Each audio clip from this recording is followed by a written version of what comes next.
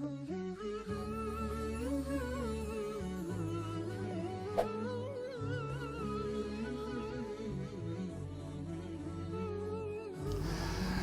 عليكم ورحمة الله وبركاته. الحمد لله رب العالمين، والصلاة والسلام على خير من صلى وصام وطاف بالبيت الحرام، وعلى آله وصحبه إلى يوم القيامة. نعم، أيام جميلة نحياها أيها الأحبة، ومن أجمل ما فيها ارتباطنا بكلام رب العالمين. هذا الكتاب فيه عزك ومجدك وهدايتك وسعادتك.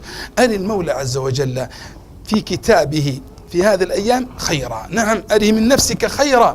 اقرأ واسمع ورتل وتدبر حتى يحيا قلبك في هذه الأيام التي والله هي حياة القلوب، حياة قلبك يا عبد الله مع هذا القرآن الذي هو حياة.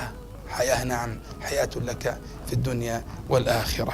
الذين آمنوا وتطمئن قلوبهم بذكر الله، ألا بذكر الله تطمئن القلوب.